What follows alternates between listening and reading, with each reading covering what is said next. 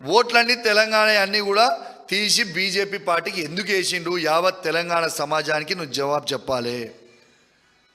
Sudarshan Reddy sir, మీరంటే మాకు చాలా గౌరవం. కానీ మీ వెన్నుపోటు మిమ్మల్ని ముందలు పంపించిర్రు, వెన్నుపోటు పొడిచిర్రు.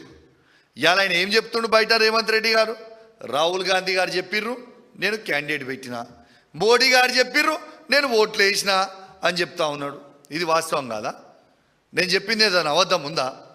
మరి నిజంగా లేకపోతే ఎలక్షన్లు అవుతుంటే ఎలక్షన్ సమయంలో ఎలక్షన్ అయిపోయాక మీరు బీజేపీ పార్టీ మంత్రులను కలవాల్సిన అవసరం ఏమొచ్చింది?